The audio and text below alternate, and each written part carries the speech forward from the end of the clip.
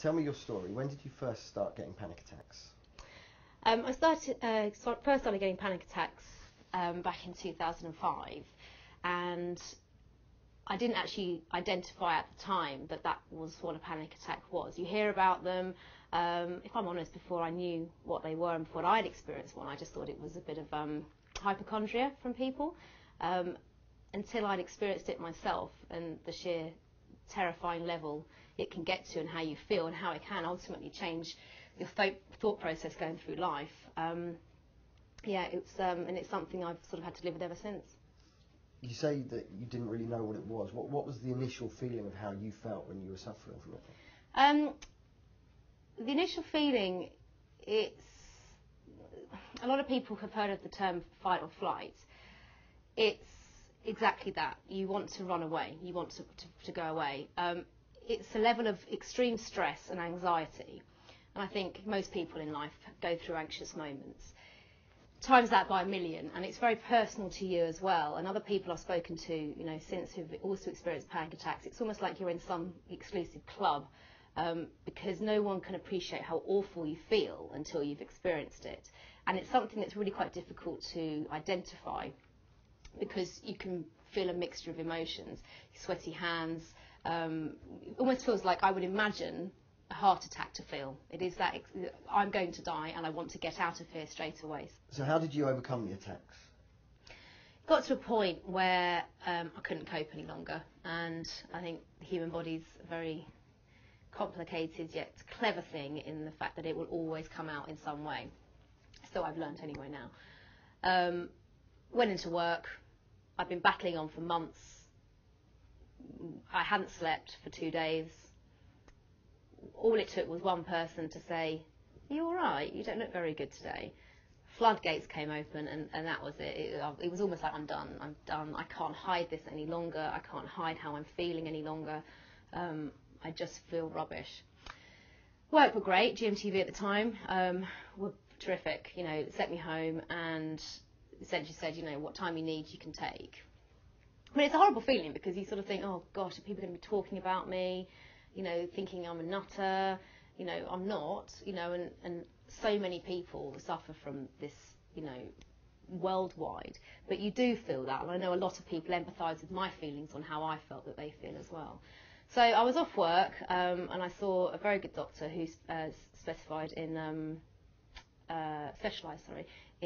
hypnotherapy, and I underwent a very sort of condensed course of self-hypnosis, CBT, EFT. I keep throwing out all these medical terms, but essentially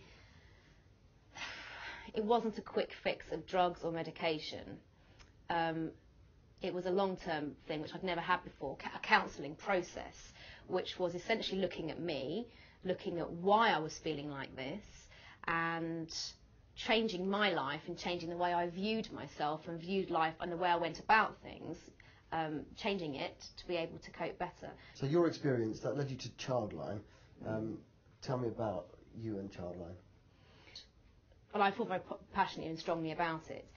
I believe that young people are, a product of their environment, and as I said earlier, I consider myself to have a very privileged upbringing, but there are so many in this country that haven't. And not wanting to harp on being all worthy and being a martyr, I just saw a real need to help young people, and the ChildLine helpline is proof in the pudding that it is needed. It is an established charity. Esther Ranson's done a terrific job with it. What are the majority of the calls that you receive about? Majority of calls are bullying related. Bullying is a word that can be used with all kinds of suffering. Some things that we may see as adults as trivial can be absolutely key and fundamental in a young person's development.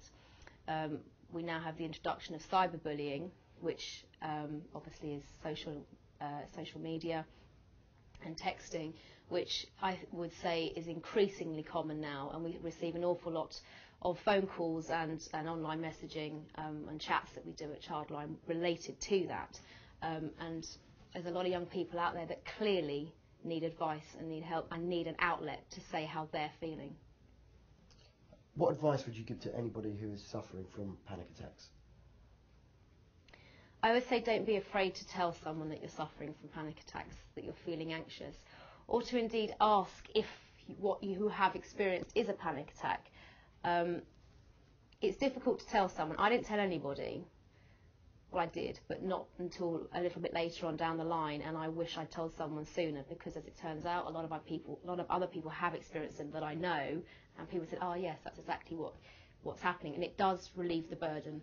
I would also say go to your doctor and tell them how you're feeling, and don't be fobbed off, and look for, there are various routes one can go down, medical, with medication, and alternative therapies, and I would say a combination of both for what works for you is certainly worth exploring, but don't leave it untouched. Go and even just speak to someone, even if it's just a friend.